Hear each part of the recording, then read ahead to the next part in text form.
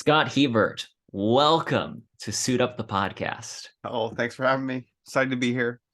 Now, for those that were listening to the audio and were like, what's that pause between he stopped introing and then I put on my fedora. And if you're watching on YouTube, you can see I have gone full Indiana Jones. And Scott, you Oh, are also wearing a hat. yeah, mine's just regular hat. You're full indie though, for sure. Oh yeah. Someone asked me the other day, they were like, okay, what character would you say you've based your life off of? I'm like, if I'm being completely honest, it's probably been Indiana Jones in a lot of ways, which, to be fair, like someone made a comment. I'm like, this is actually how I dress on a regular basis. It's just, Yeah, you've definitely sent me photos of you in different locations, and I'm like, oh, that's the shirt and the jacket. uh-huh. Which, Yeah, that's I mean, funny. it's a look, it's a style, and it Oh, works. for sure. And in terms of just the character of Indiana Jones, something that I think that you and I kind of noticed rewatching is Indy really doesn't has a very what's the word I'm looking for? He's very much a blank slate, like more than I think that we tend to interpret as a character. He doesn't have a lot of individual character, so it's really easy to just project whatever you want to onto him. Yeah, for sure. The whole, in retrospect, the whole everything is pretty shallow. Not that I don't think I noticed that, but yeah, it's pretty shallow. It's pretty open to interpretation, let's say. Which is great. So today we are talking Raiders of the Lost Ark. And I also have to comment for those that don't see us right now. Scott, you look like you're in the opening scene of Raiders with all the foliage around you, and there's a giant plant that I think is new. Yeah, it's my little jungle house. Yeah, for sure. I know what you're talking about. That I want a short of you and Meatball doing like a temple run through your tiny house. stuff's falling off the walls. That could happen. That's funny. All right, so Raiders of the Lost Ark, 1981, directed by Steven Spielberg, written by Lawrence Kasdan, George Lucas, and Philip Kaufman. Kasdan, for those who don't know, I'm 90% certain I'm right on this. He directed, I'm pretty certain he's the one that directed Empire Strikes Back, Nice. or he wrote it. I don't see it in his notables. Anyway, so the fun facts. Watching Raiders of the Lost Ark again. When was the first time you saw this movie? Oh, I don't know. As a kid, this was like Indiana Jones was like one of our family movie night like staples. Like, let's watch this. I liked Raiders, and I liked The Last Crusade, and I Mm-hmm. always feel like I fell asleep during the Temple of Doom. And so I kind of remember the first half of the Temple of Doom, like the thing with Short Round in the Yeah. opening scene or whatever. But other than that, to me, Indiana Jones is Raiders of the Lost Ark and The Last Crusade.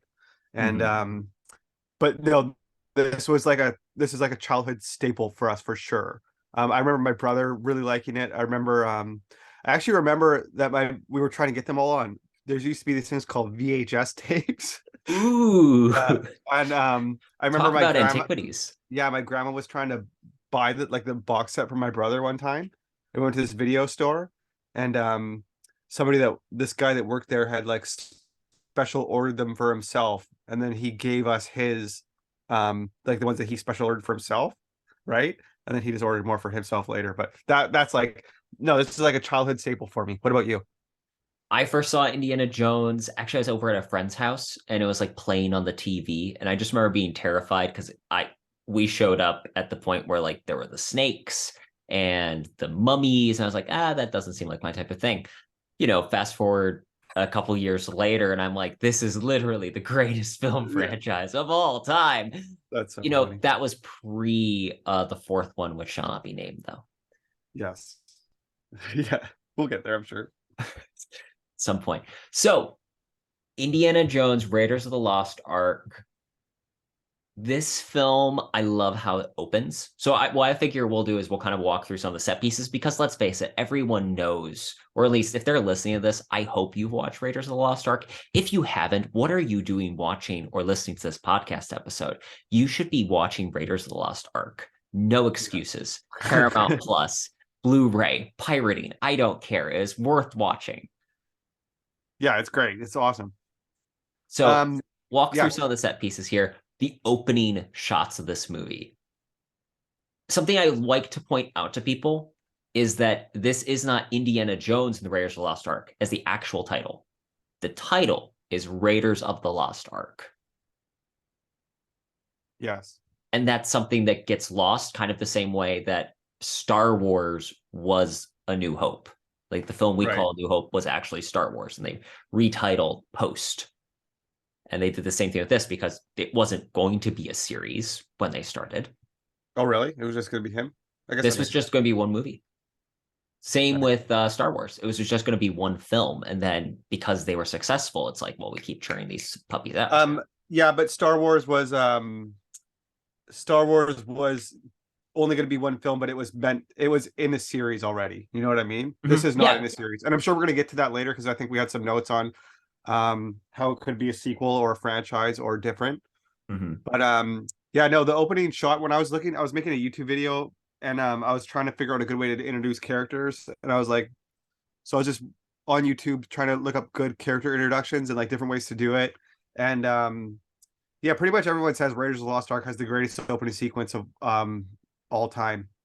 In retrospect, before we get into it, I probably haven't watched Raiders for 10, 15 years. Wow. When I was researching that character introduction thing for a video I was making, I wanted to rewatch it Hmm. basically while I was painting. So I'm sitting here painting, and when I'm painting, I try to watch something that I don't have to actively watch because obviously I'm engaged um, quite cognitively with my painting. But Hmm. one of the things that I was so surprised with was how little dialogue that there is in Raiders in the entire thing. Hmm. Because I can passively listen, and I was surprised about how much was just music, how little dialogue there is, and even in the opening sequence, when I played my version, it was I think 3 minutes and 40 seconds before the first line is spoke. Hmm. So what I think is really cool is that first, so there's a definite influence, and I can't believe we never haven't done it at least so far, and like the influences of James Bond on Indiana Jones. In essence, the idea was this is an American version of James Bond.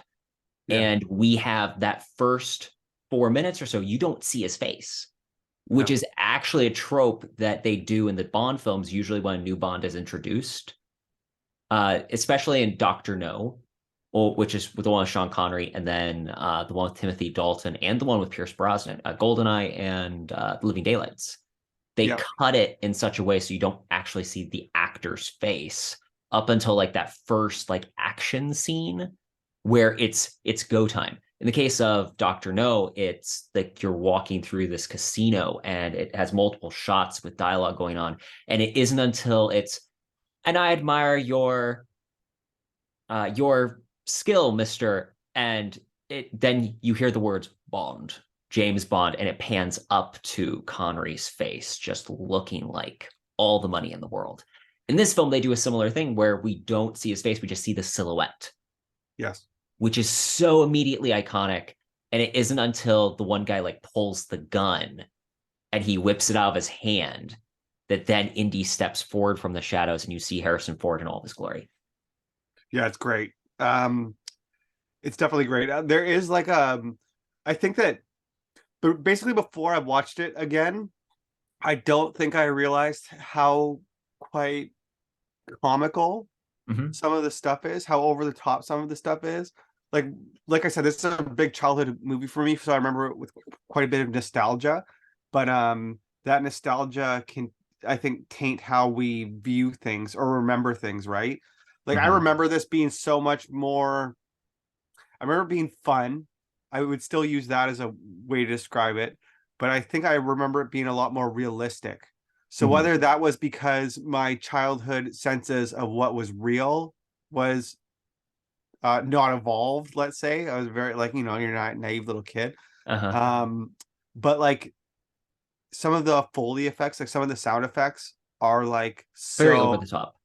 oh yeah. They're cartoony. Like there's even Yeah, a Wilhelm scream at one point, yeah, and or that is very on purpose.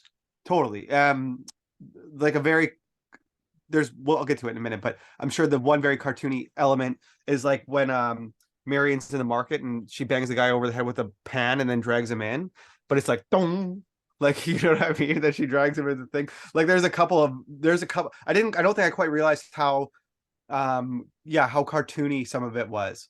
Mhm. Uh I thought it was a lot more realistic for whatever reason in my memory. And then I rewatched it and I was like, oh, this I don't know if this aged well. All right, so Temple Run, that Yeah, whole initial, and again, this is where I think that they take a little bit from the Bond elements, where it's basically like a pre-title sequence in a Bond film, where we have a little mini mission that happens before the main story. totally. But in that, they're able to set up all the characters, even down to the fact that as they're walking through, Alfred Molina, who plays Sapato or something like that, he's the one guy that stays with Indy as they're going through the temple.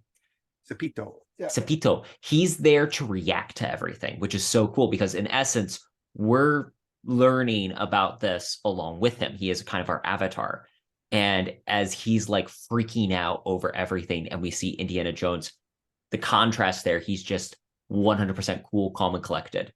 Nothing's throwing him off. He is 100% in control of this. And that's what makes when things go wrong so great because we've seen him have everything under control. He's thought through all the situations, and then it just doesn't quite work when he replaces the bag of sand. Yeah. Yeah, it's the whole first sequence is again, I'm surprised quite how much room without dialogue they let a lot of things Mm-hmm. happen. Like that whole first It the whole breathes. oh yeah, that's the exact word that I was thinking. It breathes a lot. Up until the time that he gets out of the temple with the thing, the only real dialogue is him telling, "Hey, don't go in the light here." Mm-hmm. Right? They see the guy, they he wipes the spiders off of him.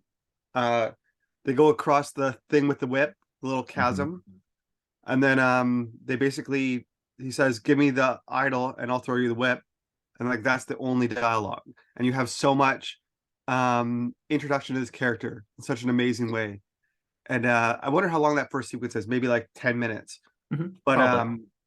yeah, I do really what was that thing about the first 10 pages of the introducing the character? So in The Secrets of Story and the Secrets of Character by Matt Bird, he talks about the idea of you only have like the first 10 pages or the first 10 to 15 minutes of a film to get the audience hooked.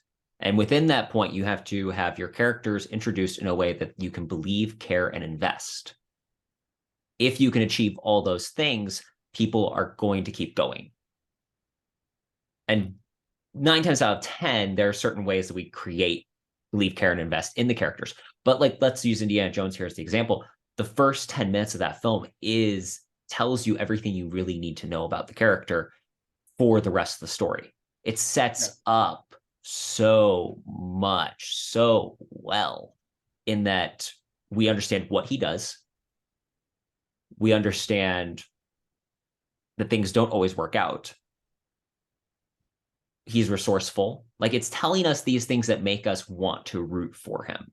And it introduces him as a very like the silhouette, the concept, the construct of what Indiana Jones looks like immediately resonates because it hits all the cultural cues Yes. that you're expecting slash needing for the rest of the story. Which is why Yeah. then when we see him as professor, it's actually a little jarring because you're like, oh wait, this isn't who he normally is. Yeah. Yeah, that's funny. We do get introduced to him as Indy the hero, not Indy the school teacher. Professor. Yeah. Which again, it's that concept of so like in the James Bond novels, we find out he only goes on like one mission a year. So most of the time he's like bored and just kind of lazily going about. He's not the James Bond we think of on a mission. Indiana Jones probably is kind of similar. He has a teaching schedule. Yeah, you know what? Is that I have never thought about that before. How different this movie would have been if we were introduced to a school teacher that became an adventurer versus an adventurer that is it's like Also a teacher. Superman, it's like Superman masquerading as Clark Kent versus Peter Parker being Spider-Man. Is Yeah. that a good way to put it? Yeah, Mhm. right? Because Superman is Superman all the time, like that thing that the Kill Bill monologue, Mhm. where he's like Superman is Superman all the time. He's pretending. That's why he's different than all the other superheroes because he's pretending to be a regular person. You know what I mean? Indiana Jones is a hero. Like with the introduction of him going through that sequence, he is that guy, and then basically he's these other things too, which we're going to Mhm. find out later in the movie. But we definitely, as the audience, view him as this hero that's going to overcome obstacles. And we see that he's fallible because we see things go wrong. We see that Yes. he loses the idol to Belloc, who also gets introduced after the amazing Boulder run, which again, I think that's one of the most iconic moments in all of cinema is that turn and there's this gigantic ass boulder. Yeah. Yeah, that whole the whole thing right up to the basically the title sequence. No, or not to the title sequence, so the plane flying off into the sunset. Mhm. Which The whole again, if thing, this was a Bond film, the title sequence would be at that point. yeah, Instead, they yeah, have it ahead. But that's yeah, also because it isn't a Bond film. right. But even he goes through all these things, fearless hero, he's your Mhm. favorite fearless hero, and he gets to the plane, escapes the Hovitos, gets in there, and all of a sudden it's like snakes, right? And it Mhm. introduces us to his fear, his one fear, right? He's like snakes. Why I do you have hate Snake Shock. yeah. How did like yeah, where was the snake when they got there or whatever, whatever. Which again, That's I just think that Reggie.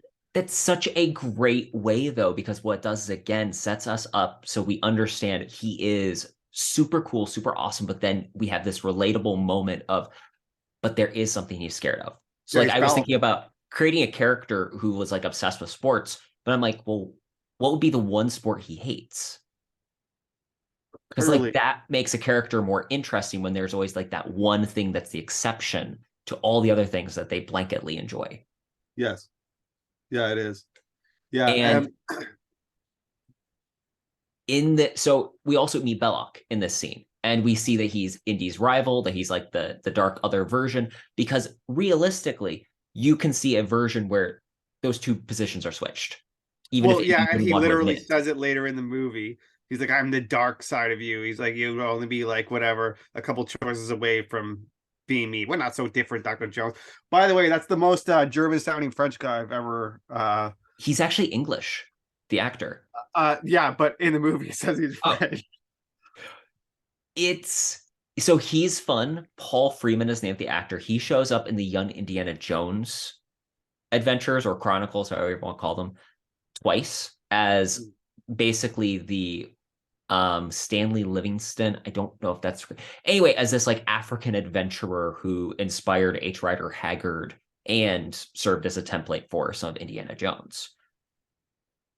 So anyway, cool little fun fact there. Also, something I noticed in this rewatch that I never noticed before, Belloc takes Indy's whip. Oh no, I didn't notice that. Like he's still holding it when Indy's running away, which means when Indy has his whip later, Indy has a whip guy. That's so funny. Yeah, like whatever. The whip's great. It's just such a there's no context for it. Why does he have it? Like, you know what I mean? He's not a lion tamer. Like, why do you have a bullwhip? Like I And get that's it's an such a awesome. It is, great thing. Like it's such a prop that no one else has. but there's no explanation for it, and it just makes sense. Like it's just like, oh, he's just got this whip. Okay, like imagine going out and you're just like, oh yeah, I forgot. Oh yeah, gotta get my whip. Right? I love it. Yeah, it's great. They they then okay, so we're now in the point where we get the exposition scene, which again, like in a Bond film, this is where M gives Bond his mission is but what I love is again, we're getting Indiana Jones as Professor Jones. Yeah. And he's telling all of his students, don't believe in the folklore, the treasure hunt, all those things. Archaeology is a dull, boring business. after we've just seen him steal an idol from a temple, liberate an idol from a temple. And can I also just say I love the student who has the I love you on Oh her yeah, eyes. yeah, I always like that.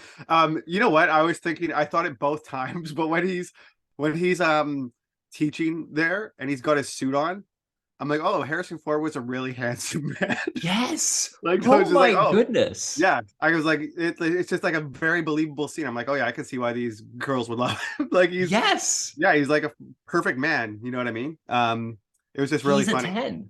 Yeah, yeah, for sure. I was like, huh, that's a weird thought to have, but no, he's a really no, he's a really good looking guy. It's just it's funny, like I don't know, I just remember him as being older, but he's very young in this movie, right? And And I yes. think he looks better than in this than he does in Scott adjusts his hat. He looks better in this than I think he does as Han Solo. To be Oh fair. yeah.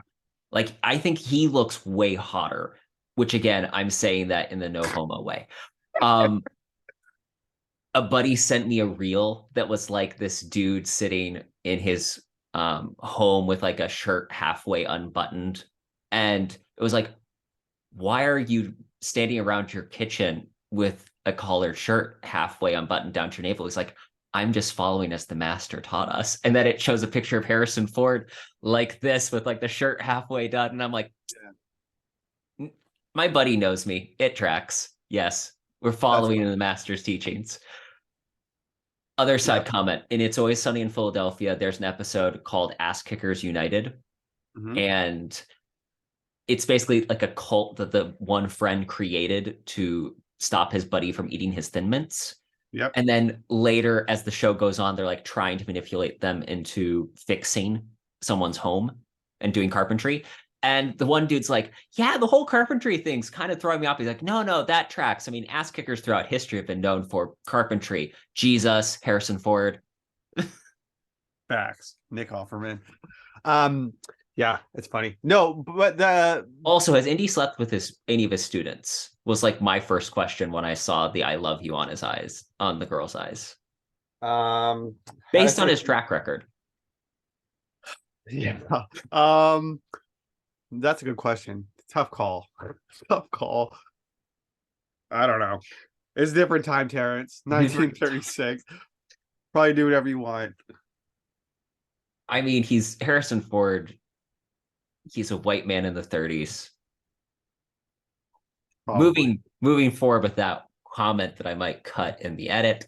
So we get the two government guys that show up and they're like, we've heard this thing about this place and intercepted it from Hitler's whatever. Now, note America's not in World War II yet. This is still pre-America joining. And that's when they go, oh, we know this. It's the Ark of the Covenant. And they explain to the government guys what this is. Again, a beautiful way of being able to tell the audience exposition because we have them explaining to them what's going on in a very organic way. And I love the one line that the one guy has as he looks at like the picture of the ark and he goes, good God. And Marcus Brody says, yes, that's just what the Hebrews thought. Yeah. There's a lot of little good one-liners in there.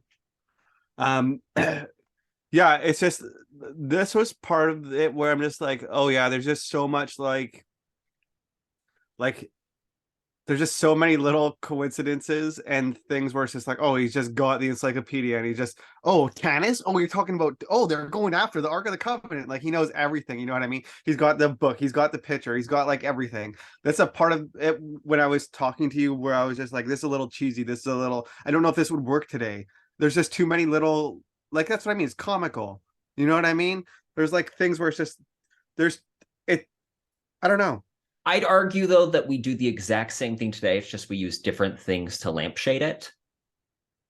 Probably. And because like Guardians of the Galaxy, you could go down the list of like the things that it does to allay your awareness of coincidence.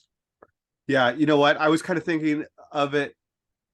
Like I said, I have a misplaced nostalgia to this, where I believe it was a lot more serious than I do. So I was comparing it to like dramas, not so much like a Oh superhero yeah, movie. no. But So like maybe a superhero movie is a better way to compare it to. I would compare this 100% to this is I'd compare it actually more to like you compared it to John Wick as a concept, and I think that that's actually a really good comparison because it's essentially it's an action movie. It Yeah, is a I think comparing it to something like James Bond, John Wick, superhero movies, because again, it's just that concept of high adventure that it's not it's not serious. There is not a bone of like the real drama moments, even in this film, we just kind of move past kind of quick. yeah. When I compared it to John Wick, I was thinking an action hero that if I was an 8-year-old boy now, Mm-hmm. that I would want to be an assassin. Like, you know what I mean? Like, I want to be Indiana Jones, Mm-hmm. right? You wanted to have the whip, you wanted to little terrorists doing it now, but no, you want to have the whip, you want to have the jacket, you want to have like you want to go on the Mm-hmm. he's the cool hero going Oh on all yeah. these adventures and stuff. But I just thought about seeing my little cousins or whatever, or being a kid myself. And if I saw John Wick now, I would want to be John Wick. Mm-hmm. Like, there's going to be some in 20 years, there's going to be some 10-year-olds that are 30 that are going to look back and be like, oh no, I started doing jujitsu because John Wick did jujitsu, Yeah. right? Or whatever. I mean, if you Um, watch, so like The Mummy is actually also a really great comparison because really that's kind of doing the Indiana Jones shtick yeah, in its own way, which is why I think that the Mummy movie, starring Brendan Fraser, is one of the best like it's really Indiana good. Jones ripoffs, just hands down. I made a note here: the economy of words is perfect because it moves from action scene to action scene without wasting time, and it everything that is said is with purpose to set up more things. Like there's always Yes. setup and payoff.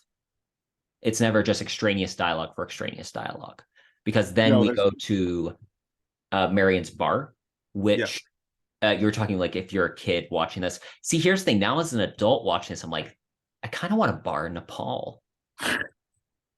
Not me. The Nazis are coming.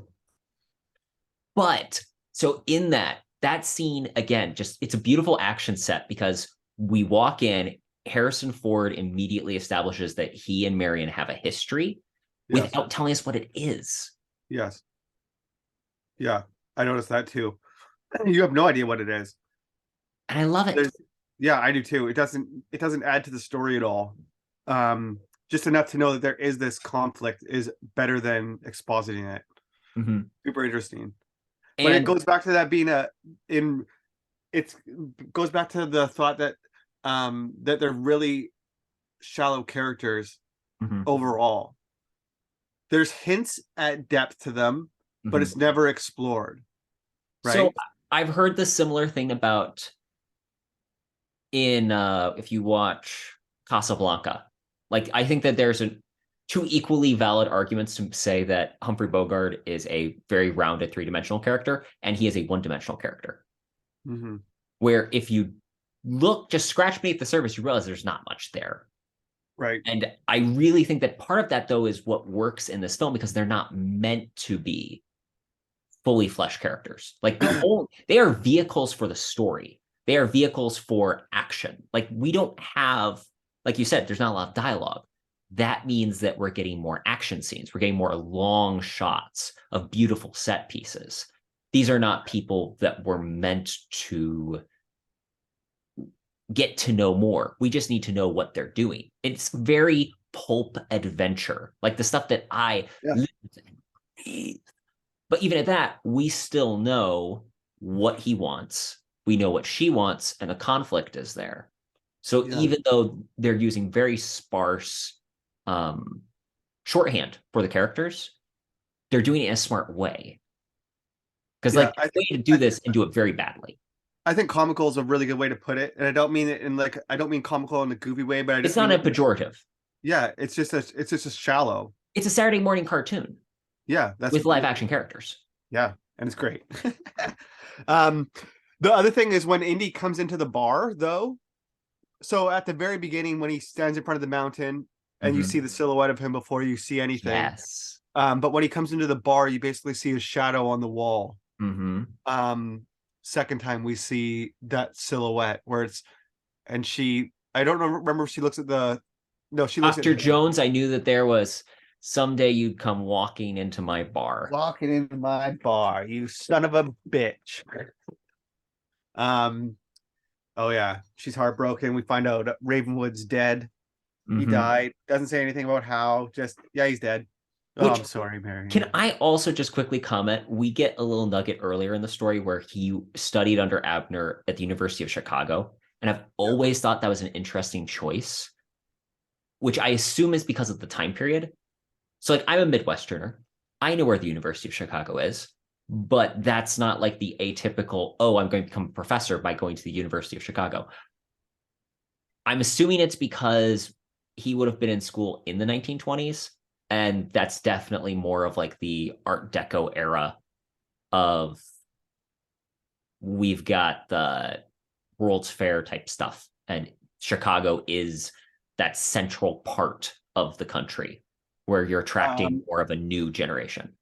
where does it say that Indy's school is So in the film, in the film? when that exposition scene, Uh-huh. he says, "I studied under Abner Raven. You studied No, no, under no, Abner Ravenhood no, at the University of Chicago." no. I'm asking where's Indy's Oh, current school? I'm trying to remember. I'm pretty certain, and so the problem is, I'm not thinking of this It doesn't film. say. It doesn't say. It's It was a trick question. it doesn't say it in this movie, but I'm pretty certain in one of the books, comics, or other films, it Right, does but refer to it. the point that I was getting at is that We don't know where it is. we don't know because the really interesting thing was it said like it comes up and it says like 1939 Peru, I think at the beginning, right? 36. 1936 Peru, and then when it flashed back to the buildings, I was waiting for it to come up and be like, I wonder where this is because like when you're a kid, I don't have any geography of the United States, you know what I mean? And Uh-huh. then I was like, oh yeah, it doesn't say anything. It's just supposed to be whatever. Oh, one more thing. This museum's gonna get the Ark. Yeah. They're like, oh yeah, we'll get the Ark. And of We're course, gonna we'll have the get the Ark. Ark after Yeah, they. in Springfield, wherever, like in some whole town. Like it's just gonna be there. It's so funny. Yeah, the University of Chicago thing's interesting. I kind of Mary says that she basically that Abner dragged her all over the world looking for stuff. So I just assumed that Indy studied with him in some amazing location. Mhm. In the Young Indiana Jones Chronicles, they go into it a little bit more, but basically that show ends as he is entering college. There was talks of doing a Disney Plus show, which would have been called Ravenwood, and would have been about Abner. Mm-hmm. And admittedly, like, I'm intrigued by it because we'll get into actually talking that more details once we get to the end of this film. But that was the idea. It's been scrapped because of money. But the bar fight is fantastic. Like, I think perhaps one of the be all bar fights. Like, talk about the sound effects. Every time the guns are fired, amazing. Other note that I had, I never noticed. It's actually Indy's fault the place burns down because when he Shoots throws the the thing. whip Yeah, on the pipe on the burning yeah, wood. uh, poker, Yeah. that's it lands in the corner and that's what lights the first fire, and then things Oh, okay. accelerate from there. Right. Yeah, there's a bunch of fire going everywhere. He shoots the fire too, and some logs get splattered out. But you're right. That's not the thing that actually lights it up. Um, whoever that bad Nazi is, he's such a great villain. That bald guy with the Yeah, circle with the Harry Potter glasses. the actor's name is Ronald Lacey, and the character's name is Tot. Okay, well that guy is great. He's a Perfect messing creepy villain. ass Nazi man. So He's this like what I is, think of when I think of like creepy Nazi. I think, one of again the better character choices that Dial of Destiny has done is casting Mads Mikkelsen, because I think that he can like give the same foreign menace that this guy does. Whether it actually results in the movie using it is an Just entirely wait, different question. I you totally cut out. Sorry. One of the smarter decisions I think that Dial of Destiny has done is casting Mads Mikkelsen Hmm. as a former Nazi, because I think he has, like Ronald Lacey, this look of foreign menace. Now, Oh whether or yeah, not for the sure. film uses it is an entirely different question. Yeah, totally. Yeah, he's so there's something about that guy that's just got like the look of the other, with just the ball and glasses and like the not talking very much, and he immediately goes for the poker. Yes, And, Fräulein. yeah, he's just gonna be up to some crazy Nazi stuff. But and then he grabs that thing too and gets that mark on his Mhm. hand. But Which basically, again is a comical like Saturday morning cartoon scene when he grabs it and it burns his hand. He runs out and he's like standing around, holding his hand, and then throws it in the fire. And it's yes. And then basically she's like, I'm with you. I'm with you now, Indy. From there, they go to. Oh, and this is interesting. So I sent you the script bit, and I don't know if you looked at it, but I was looking over it. They cut out an entire sequence where he was supposed to like go to this Japanese museum and fight a samurai Oh, really? before this happened. I What was think supposed to they cut it for smart reasons because the whole point was he needed to get to Abner. And it in the script, it's like he goes there to try finding his relic, happen? and then he can't find it there and fights the samurai dude. So then he goes to the bar. Smart choice, cut that scene. Would have been cool, but wouldn't have kept the plot moving. Yeah, no, good pacing in this movie. John Rice Davies as Sala. Cairo, city of the living. Yeah, he's Every great. time he's on screen, I'm like, bless this man. I am the monarch of the sea. And that's where, so I was watching the film and Indy is sitting there and he's eating like an orange. He's like peeling it. And I Yeah, took a photo just to post on Instagram of like, this is the greatest movie ever. And I'm like, again, just the look on Harrison Ford is like peak at this point. The man looks amazing. he's Just great.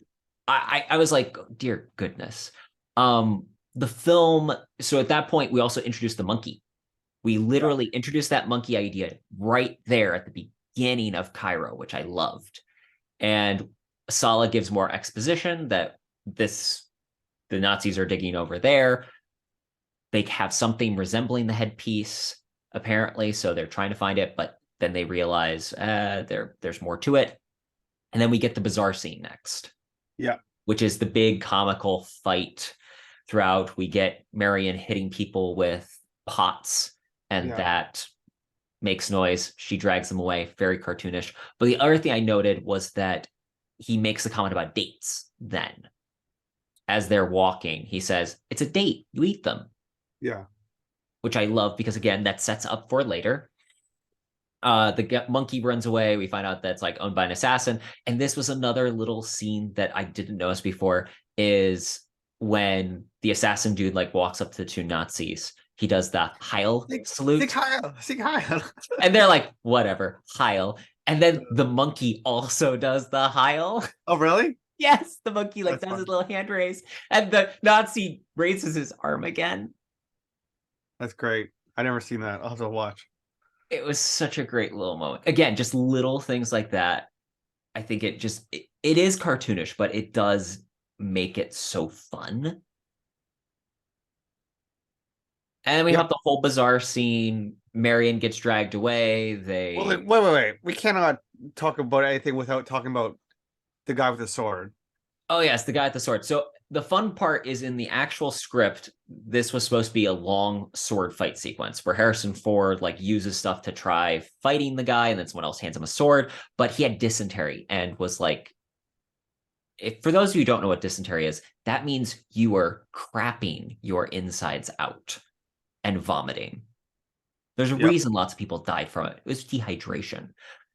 This happened a lot to actors, especially during that time, traveling to different locations. Food poisoning, in essence.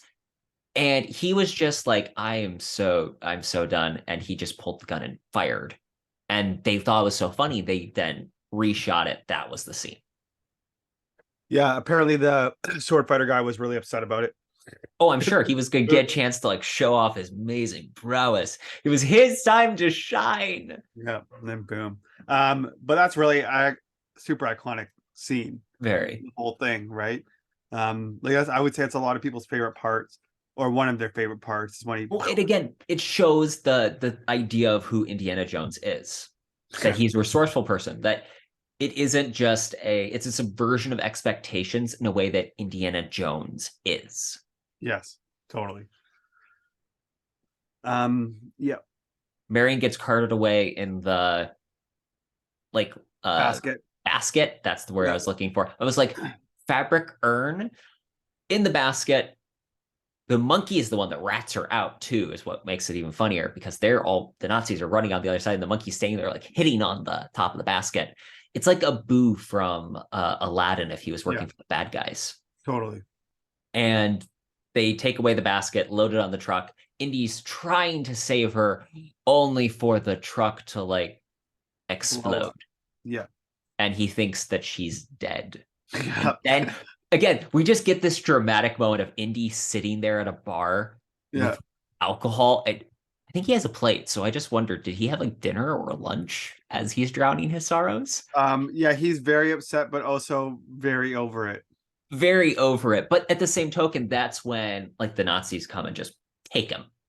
And he meets with Belloc there in that little cafe. And Belloc does his, we're not so different, you and I. I am Yeah. just a dark reflection. We have both fallen from the pure faith of archaeology. And again, I do think that it does a compelling way of presenting Indiana Jones and this guy really are only 2 or 3 decisions away from being the same person. Oh yeah. Yeah, definitely dark and light. And the dark guy is dressed as a light guy. Mm-hmm. Yeah, he's literally like wearing his white suit. When I went to Costa Rica and I was wearing my cream suit with my white safari hat, a couple people like posted underneath the photos. They're like, "You should have learned to speak Jovitos, Dr. Jones." I'm That's like, funny. "It's fair. It's Yeah, fair." that's fair.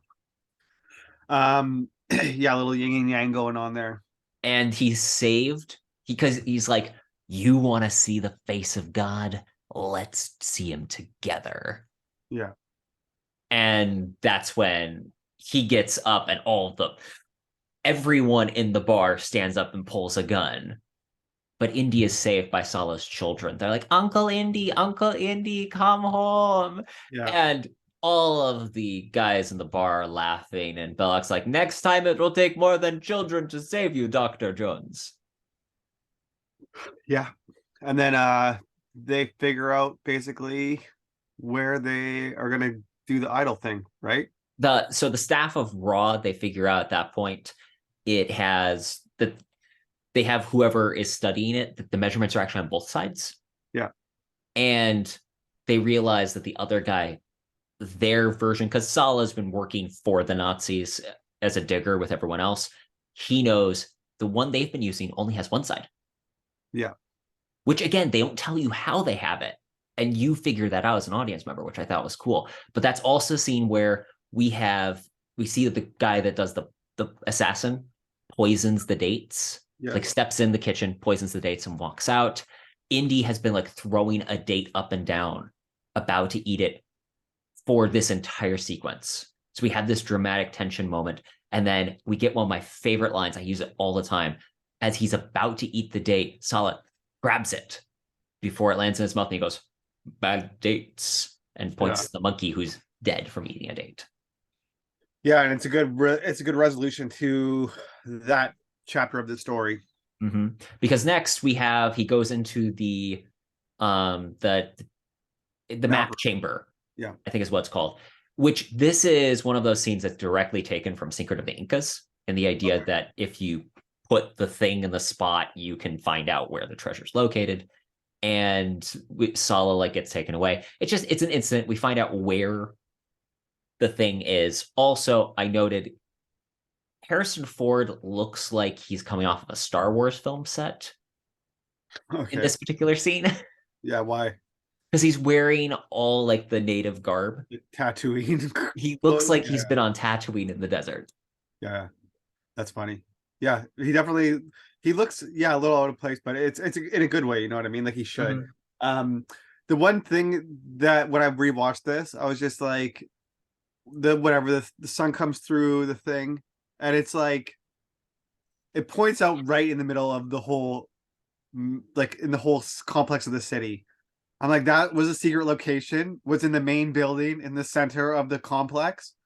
I'm like, that's where that's where it fucking pointed to. I'm like, that's not a secret. That's the first place I would look. I'm like, oh, if they built this, like, you know what I mean? I was just like, oh, this is silly, but I like Yes. it. But it's silly. And what I do appreciate though is that they actually like show Harrison Ford standing there using the whatever the what's the thing they call surveyors? He's using like the surveyors tools to Yep. actually figure out where the location is, Yes. which I appreciate because it makes more sense than, oh, he looks at the thing and then he knows where this entire city that was buried in a sandstorm, where that location is. Yeah.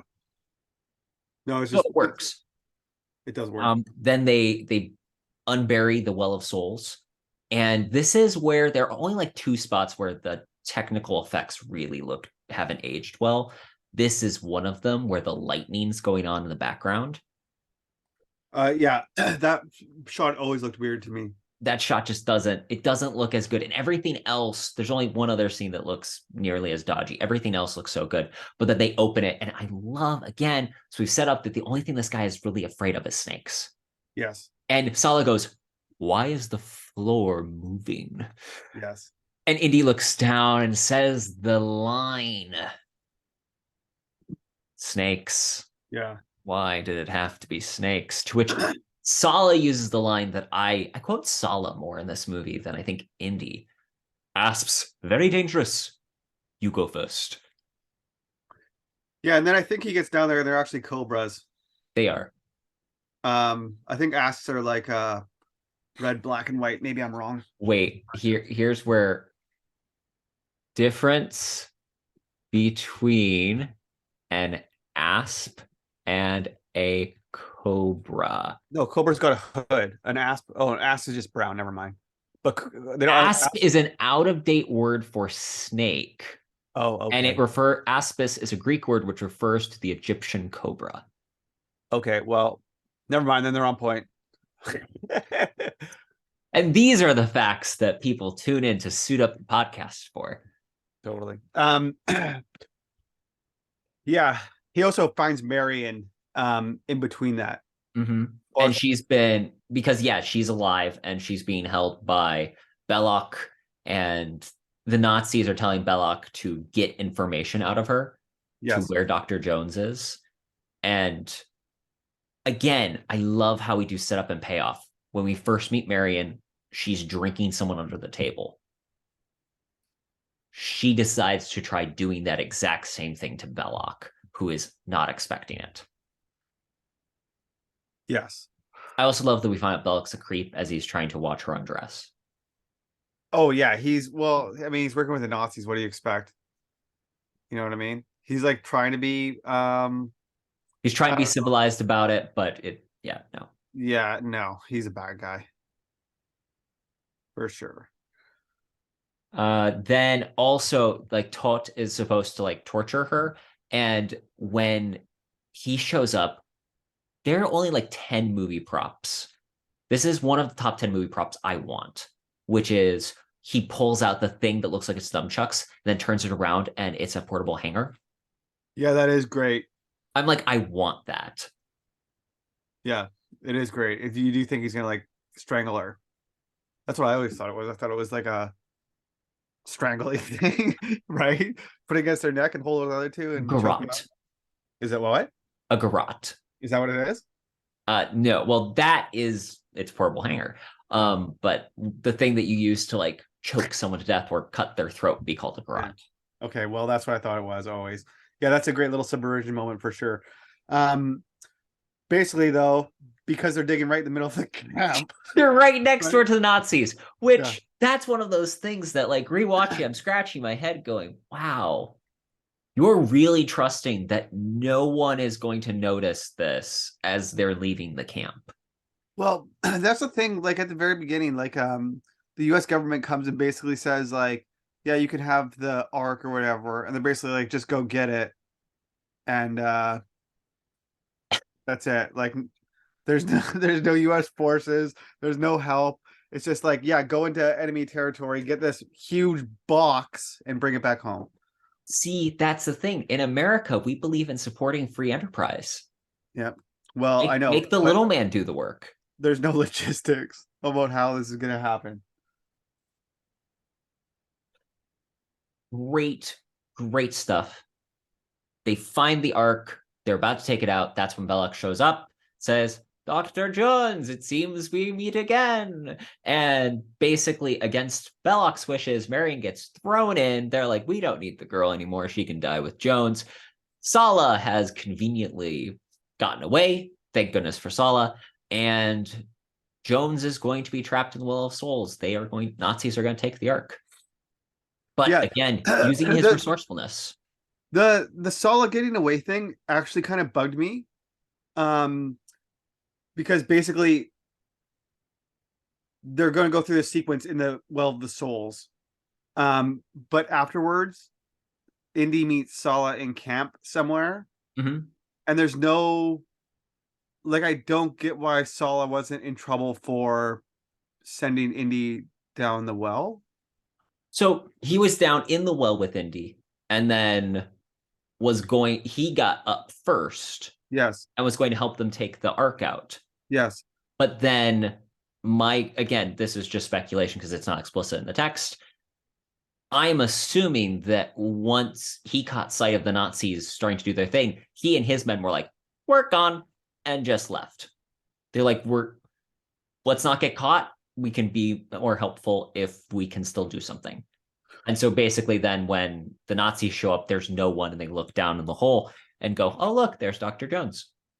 Yeah, I don't know. Something about that just doesn't line up for me. Like, I Mm-hmm. understand that that's what's supposed to happen clearly, but like he It's says not that a very like articulate. Marion's trying to run away from the tent, and he's like, "Go ahead. It's 3 weeks in every direction. It's 3 weeks. It's a desert. Well, You know you what I see, this mean?" is the other thing that not bothers me, but I assume, like, we find out at the beginning when we meet Sala and his workers are all working for the Nazis. Yeah. But obviously they're able to be helping Jones at the same time. So like I understand how construction sites work, and I assume an archaeological dig is the same. Who in the Nazi camp is like going, where's Sala and his men? They're conveniently missing. Yeah, that's a good point. I also think that there's yeah, that's yeah, I don't know. I These could are the see I plot could holes that we're yeah, not supposed to notice well, because we're enjoying the film. I could see how that I could see how in the time period that Indy and those guys could be digging there right in the middle of the camp, because basically the logistics of it, if I was just a Nazi camp guard, I'm not going to be like, oh, why are those guys digging there Yeah, necessarily? everyone's digging everywhere. Yeah, everyone's digging everywhere, correct, except in the one place they need to look, right in the middle. uh Everyone's digging everywhere though, but he is like, I can see how that they would just blend in. But yeah, that's a good point. Where's Saul and his men? Someone's in charge of them. Yeah, Like, I'm sure Salah's like a foreman, but still he answers to someone. Like, totally. I'm sure there's a complicated story that could be told about how Salah paid the dude off and all these things. Like, I know that there's explanations we can make. It's just, it isn't explicit. And that's fine because we don't really notice when we're just watching the film. Yes. No. So Indy's resourceful. He finds that, oh, there's a passage. He just needs to crash the giant thing in there Yeah. to get through. Marion is terrified seeing a snake like come out the mouth of this Yeah, it's great. mummy. Again, flashback to childhood. I'm like, wow, that was scary, scary stuff. And they escape. Sala finds them hiding in a tent, and he tells them the Ark is going to get loaded on this truck. What are you going to do? I love how it's instantly from, what are you going to do? He's like, I don't know, I'm making up as I go along. And he then literally like steps outside of the tent, gets on a horse, which is just there, rides the horse through the tent and after the truck. Yes. Which again, great sequence. Like genuinely, it is a fantastic sequence. And this is where the music is perfect. I noted 3 or 4 times in my notes, the musical cues in this film elevate it. Like Well, I not just the music, but the sound effects and everything, for Mhm. sure, definitely. The one thing I wanted to mention quickly, I know we're going, but that the bald Nazi guy getting sliced up by the plane is one of my Yes. favorite parts. Oh yes. And he splatters all over the Fantastic scene. windows. Yeah, I love that. I can't believe I forgot about that set. Yes, so we have that set piece where he's going to fight the Nazi. I love how the Nazi just sees the fight that's like starting because Yeah. he's like fighting a mechanic, and he just takes off his shirt and he's like, and he walks up to Indy and he's already starting to do like the Come on. Yeah. Sullivan The bare knuckle boxer. boxing thing. Yeah, the thing so on rewatch, there's originally going to put the Ark on the plane, it seems like. And I don't know what kind of plane that is, but it doesn't look like there's any spot for storage on it. It's not, so you're right, there is no stuff for storage, at least it looks like. That's actually an experimental plane type that never actually got made. And they were just like looking through World War II planes, found this design, were like, this would look cool. It does look cool, but it doesn't have any place to put the Ark. Right? Like, where is it going underneath? There's a cockpit and a gunner's hole in the back. Uh-huh. And yeah, that was one of my questions. I was like, is this the plane that they're gonna take it on? Or is there another plane? Or like what's happening? And then all of a So sudden they're in the truck.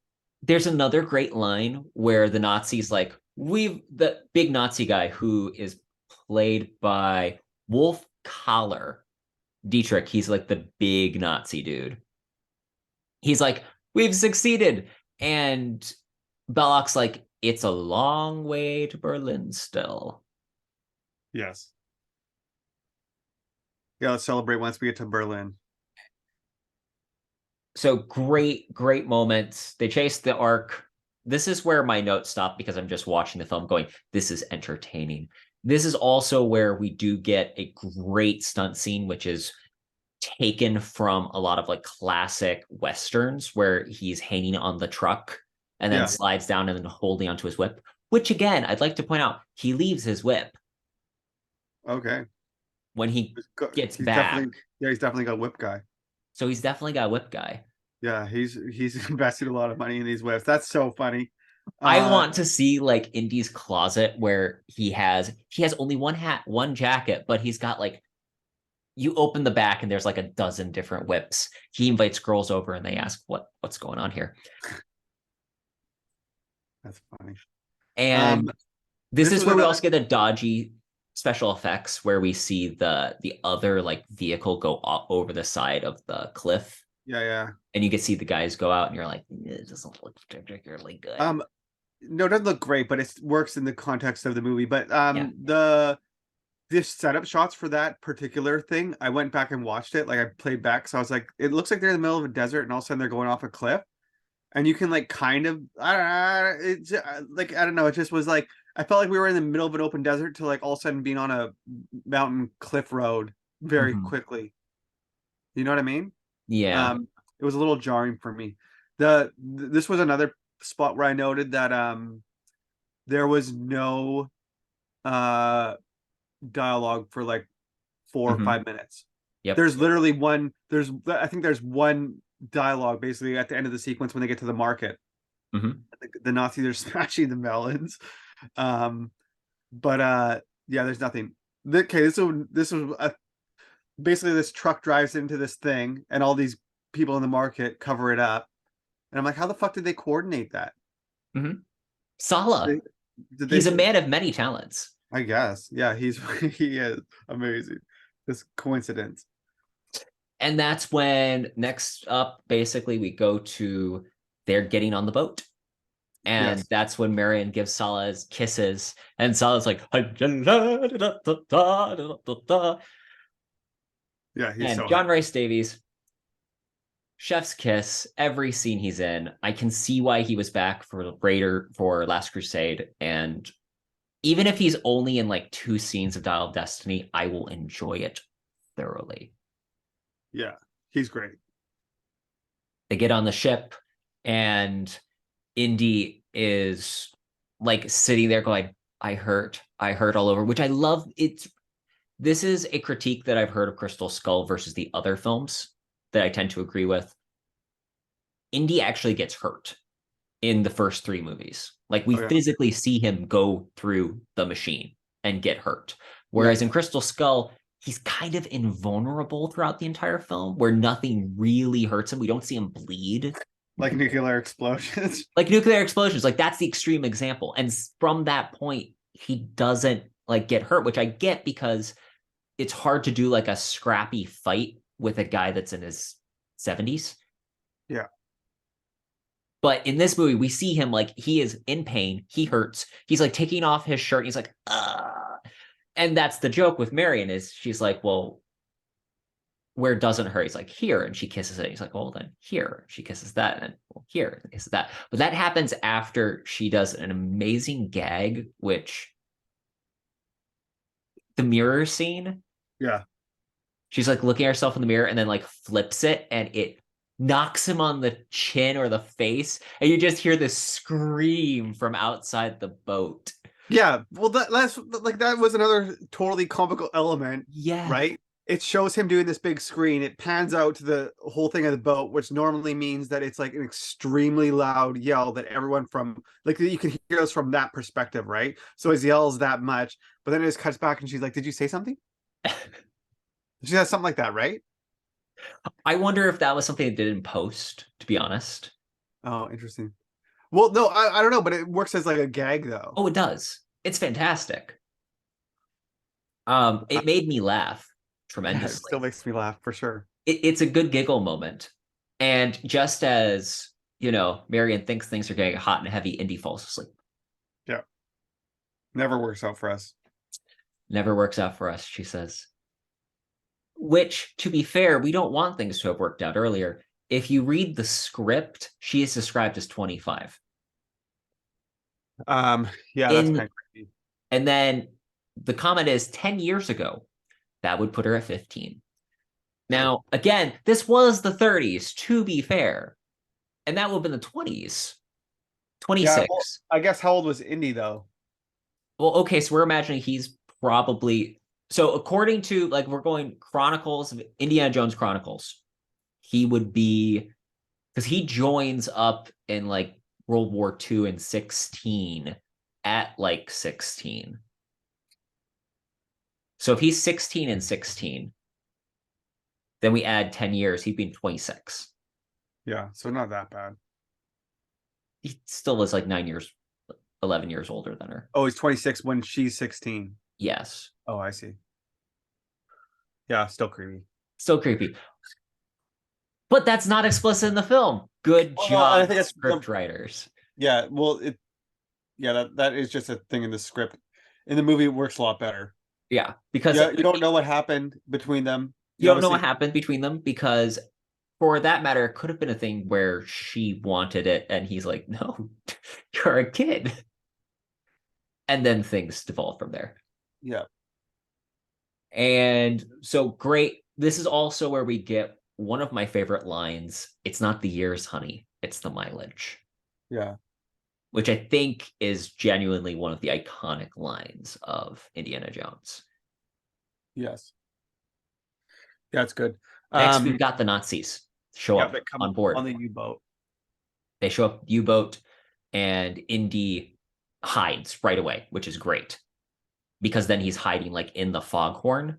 Yes. And I don't know, did you notice where a guy flicks a cigarette into the hog? Yeah.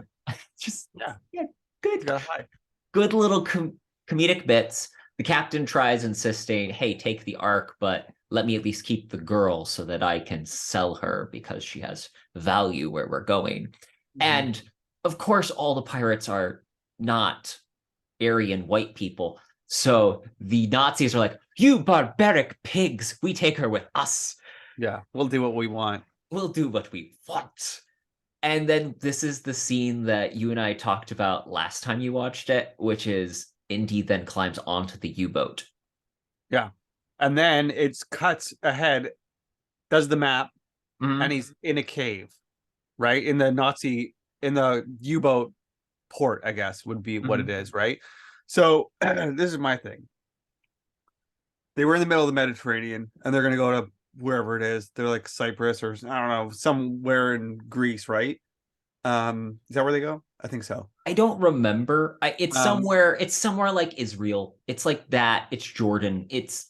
We are headed towards this that island. area, which is ironic Um, for Nazis. yes. Well, does he go in the does he go in the submarine or does he ride on top? I always assumed he went in it because the submarine goes underwater. Well, there's the thing. How does he get in? How did like there's a whole movie of questioning how would he have fit in, because clearly he doesn't have the Nazi uniform until he's in the he's wet when they get to the Right, but he spot. had to but whether he was inside the ship, the boat, the submarine, or whether he was outside, he would have had to swim to the dock. Yeah. So that's how he got wet. So that's not But really how a, could he have opened? How did he get out? Like, there's so many logistical things when it comes to this.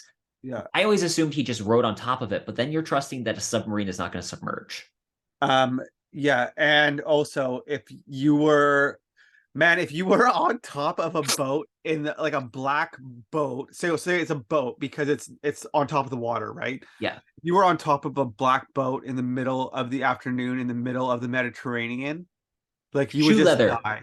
Yeah, you would skin just cancer. Forget about fridges and nuclear wasteland. He has cancer from just sitting in the in sun too long. in a leather jacket. He Is doesn't he have his leather wearing jacket anymore either. Like, no, no. there's another question. Like, does he have a leather? He must have a leather jacket guy. He must have a leather jacket guy. That's What true. happened to his fedora? Yeah, he does lose that too. He's got a fedora guy as well. That's But really like funny. they try telling us by Last Crusade, oh, it's always been the same fedora. I'm like, no, I this is like fedora number three. Yeah, He definitely has replaced those suckers. that's funny. Yeah, he's definitely got a wardrobe and stylist for sure. Yeah, so that was another moment of suspension of disbelief where it was broken for me. I was like, yeah, I was texting, I was like, does he go in? I always assumed as a kid he went in. And then I don't know. I don't know now.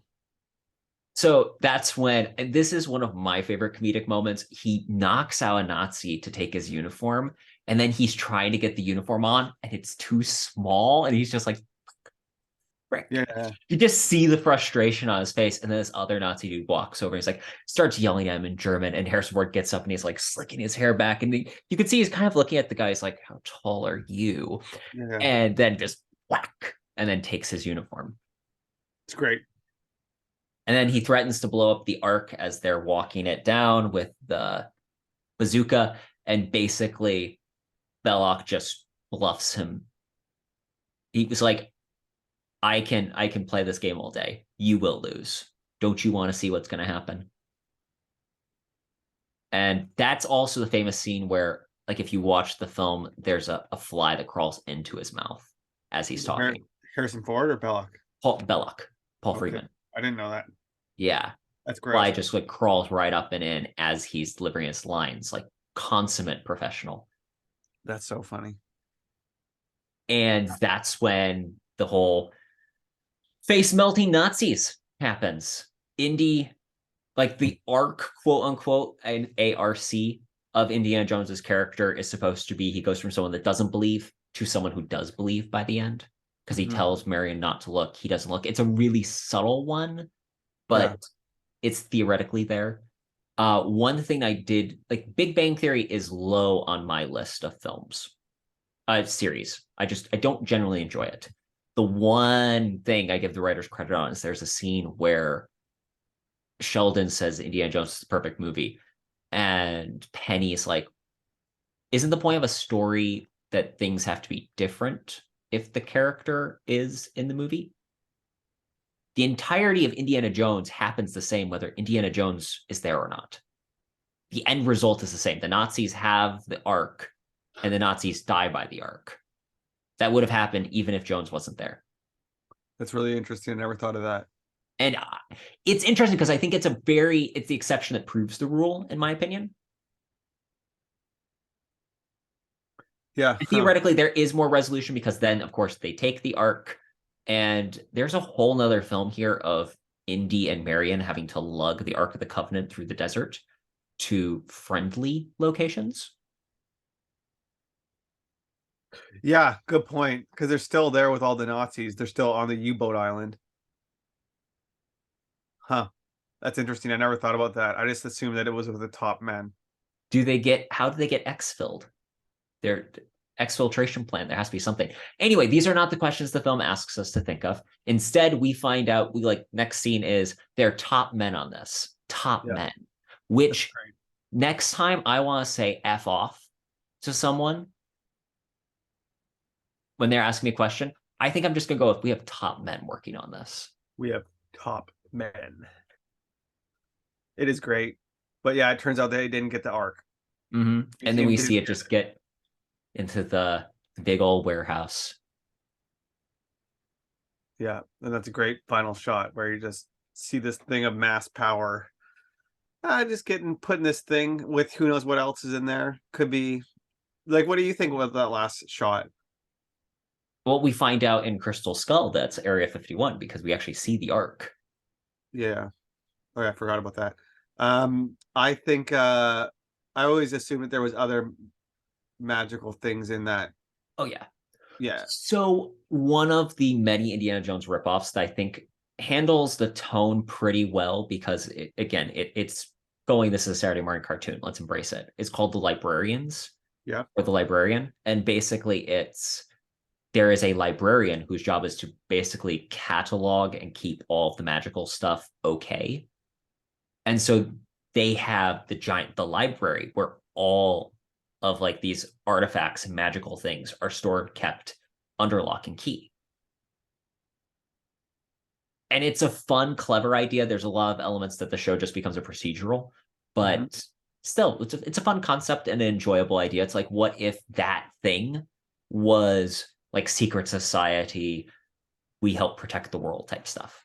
Yeah, that's kind of what I assumed it was.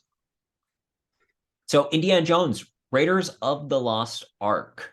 Uh, let's talk the many ways this could have been sequel. Like obviously we got 3 films after it, going on a 4th. And Going on this fifth. movie, what was that? Sorry, what? A We're getting a sequel? 5th. Fifth, yeah. Yeah, 5th film.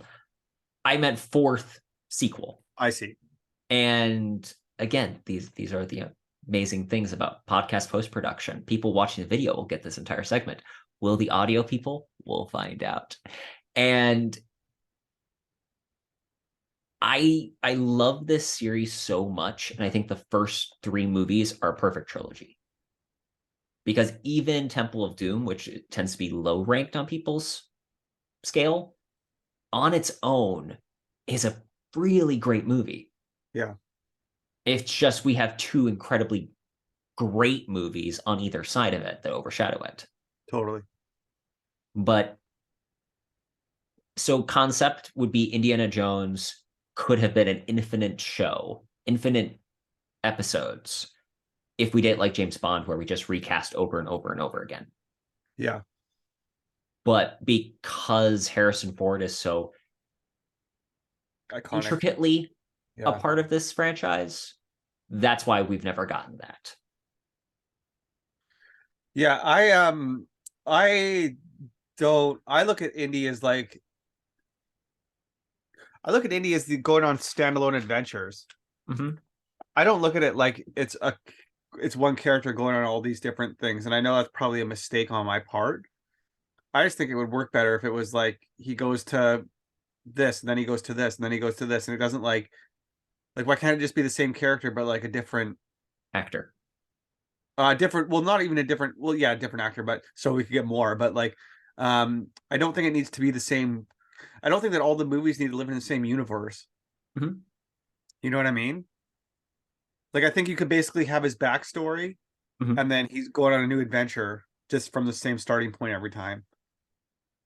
Yeah, I mean, I think I prefer the idea of there being continuity Yeah, where it is the same person. Like in theory, so like the James Bond films are my archetype for how you do this because theoretically, based on continuity, Daniel Craig is a different Bond than all the other Bonds.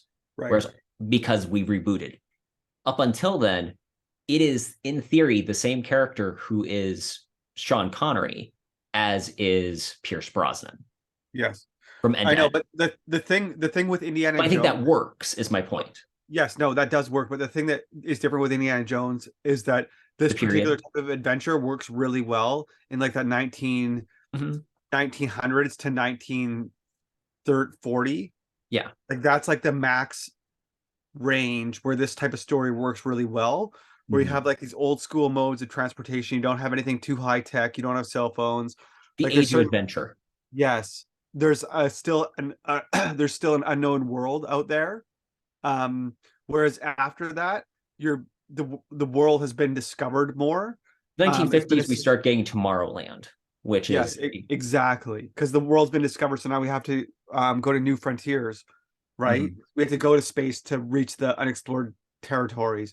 Whereas in the early 1900s, there was still it's still probably in the mind of the people that there was these unexplored territories to have these fantastical adventures on, where you don't know what you're going to find, where there's going to be these the city of gold, right? El Dorado. There's going to be places where there's golden idol. There's going to be these things that we don't know. Um, so I think that the only thing is that for me, that's what really works for this style of adventure, is it has Mhm. to be like in that 40-year period. So if you have a reoccurring character, he can only have two or three adventures in that time frame before you start getting into really silly shit, like having to put in aliens. Well, I think that that's honestly part of the problem theoretically with this series Oh yeah. is as much as I love it, it is hard to do the same thing over and over again in an entertaining way. Because like there's only so many times you can say, oh, it's this MacGuffin. Yes. So I can see why it didn't become a bigger thing. So like mysteries are great opportunities for serial characters because in essence you can always have a new type of mystery, even though it might be the cheating wife, it might be the guy using counterfeit bills. There's always a new way to go about finding the truth. Yes. Whereas in a case like this, eventually start running out of magical artifacts Mm-hmm. and it becomes more and more difficult to sell us on like doing the same 4 or 5 tropes over and over. So I can see why it did not become the infinite that Bond has been. Plus, it's also just a whole different thing where Bond thinks we're working with source material. Indiana Jones was completely original. I say completely in air quotes because it's a ripoff of everything that came before it. Yeah, everything's ripped off. Well, I know, Um, but Indiana Jones yeah, directly is taking all the archetypal elements and putting it in a blender totally. more Yeah, than and that's why I don't think we can have like a successor because this is the pinnacle of what that idea can be. Like, I think yeah, this is the maximum of it. totally.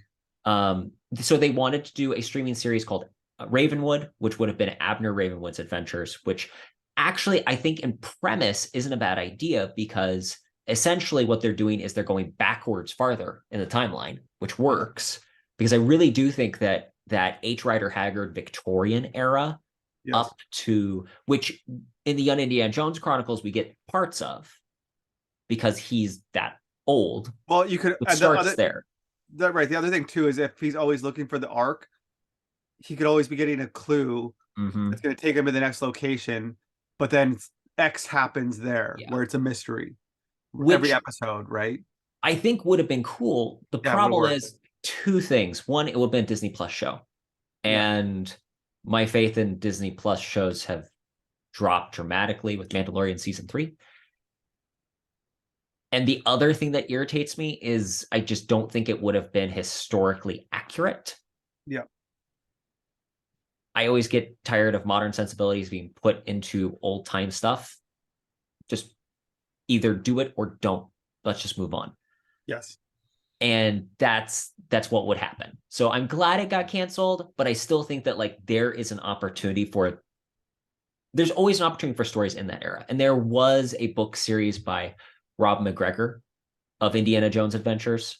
I've read some of them. They're not bad. They're actually quite enjoyable, but there's only like 6 or 7 of them. yeah, And again, you come up to the brunt of the issue, which is you can only have so many adventures in that time period. And there's only so much you can do repeating the same idea over and over. totally. So, Raiders of the Lost Ark, final thoughts, Scott. Great movie. Definitely a lot more comical. I'm not quite sure that it would work the same today. I think that modern sensibilities have maybe moved on a little bit. I think that's why it's going to be really hard to land another good indie movie. Hmm. Um, Plus all the stuff that we talked about with the time and the new world exploring. The time traveling angle of the new one does seem to make sense because then you can go back Hmm. right into the when the adventure better suits the narrative framing of the story. Hmm. Um, yeah, to me, Indiana Jones, it's funny because you said we talked about doing this, and you said to me, um, which you can pick which movie you would like to do. And I thought to myself, which of the three movies do I want to do? Didn't even consider Crystal Skull being one. I don't know if that explicitly, like, Hmm. obviously, technically, I believe it is part of the franchise, but to me, this and Crusaders is Indiana Jones to me and Temple of Yeah. Doom. But like I said, I always fell asleep during it, so it doesn't have the same emotional resonance to me. But no, to me, this is great. Like it's fun. It's a great movie. Um, I do think it's a lot sillier than I remember it, but I there's that doesn't mean I don't love it, you know? Hmm. And again, I think that having now watched so many of the films that inspired the silly elements, I think I appreciate so much more because I see directly where they're coming from. Totally. And that's the interesting part about this. So many of the cues in this movie, if you think about it, were actually like adults would have been like towards the end of knowing what these things were. So like we're talking films from 39. Right.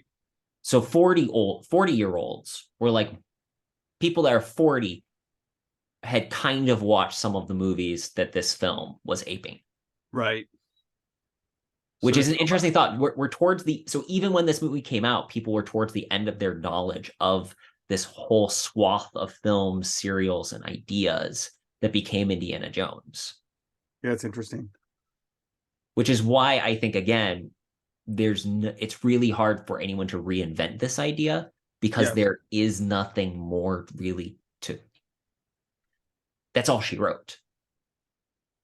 There isn't much more to go off of. Like again, I think The Mummy is one of the few post Indiana Jones films that captures same energy. Yes. Yeah, it's great. Is there anything else you want to say?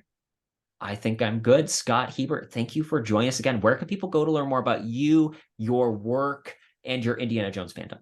I'm on YouTube at Scott Hebert Art. And that's it. I have a website that's scotthebert.art. And I just make paintings and stuff. And I'm starting a live stream show soon. And that's it, man. Well, people should be sure to check all that out. It will be linked in the show notes. Scott, thanks again for joining us. Oh, thanks for having me.